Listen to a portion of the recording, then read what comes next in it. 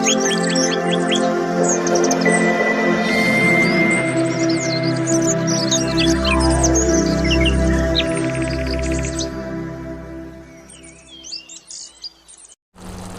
friends, welcome to my channel. இன்னைக்கு நாம என்ன பார்க்க போறோம்னா ஒரு டேஸ்டான ஒரு பன்னீர் மசாலா தான் பார்க்க போறோம். வாங்க நம்ம வீடியோக்குள்ள போலாம். 4 டேபிள் ஸ்பூன் எண்ணெய் ஊத்திக்கலாம்.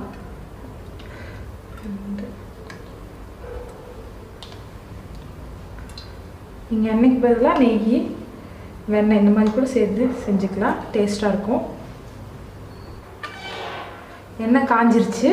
அது கூட ஒரு பட்டை, கிராம்பு, சோம்பு, அன்னாச்சி பூ, ஏலக்காய் இதெல்லாம் போட்டுக்கலாம்.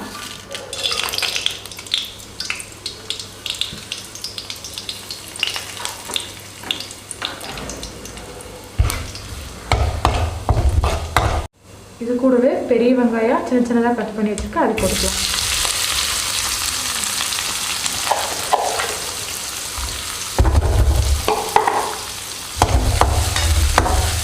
வெங்காயங்களை தண்ணி விடும் வச்சு ட்ரை ஆகிற வரைக்கும் நல்லா வதக்கிக்கலாம்.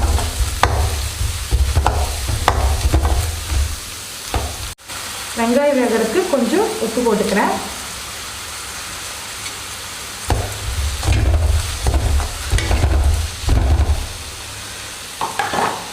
அது கூடயே ஒரு ஸ்பூன் இஞ்சி பூண்டு பேஸ்ட் போட்டுக்கலாம்.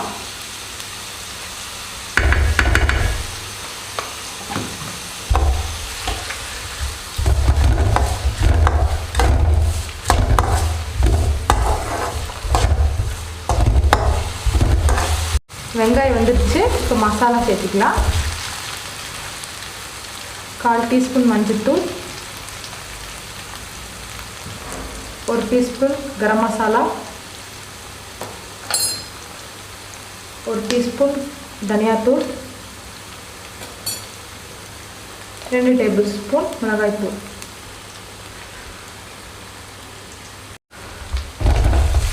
நல்லா கரைச்சிக்கலாம்.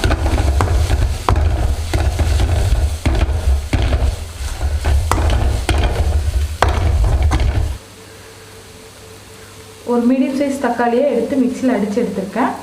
இது இதுக்குள்ளே ஊற்றிக்கலாம்.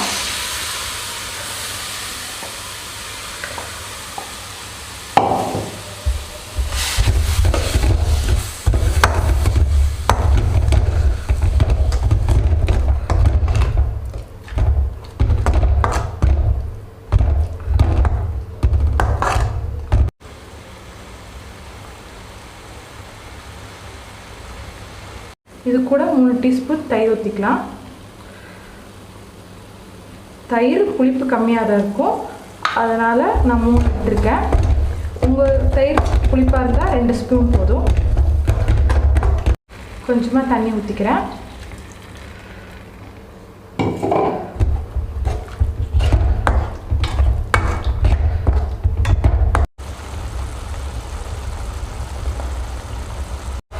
ஒரு 2 நிமிஷம் வேகட்டும்.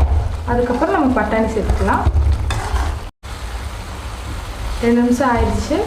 எண்ணெய் பிரிஞ்சு வந்துடுச்சு. இது கூட நம்ம பட்டாணி சேர்த்துக்கலாம். நான் 1/4 கப் எடுத்துருக்கேன் பட்டாணி, அது கூட சேர்த்துக்கலாம்.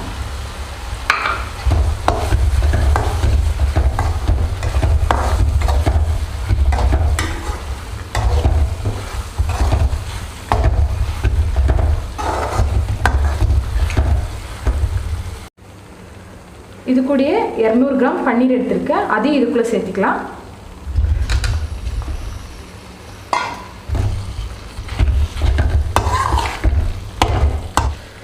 நல்லா மிக்ஸ் பண்ணி விட்டுக்கலாம். ஆல்ரெடி வெங்காயம் வேகிறதுக்கு நான் கொஞ்சம் கல்லுப்பு போட்டேன், நீங்கள் பார்த்துட்டு போட்டுக்கோங்க. மூடி போட்டு 2 நிமிஷம் வரைக்கும் வேகட்டும்.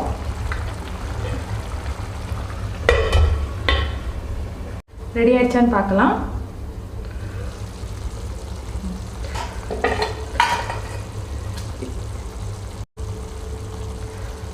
இது கூட கொத்தமல்லி தூவி இறக்கிடலாம்.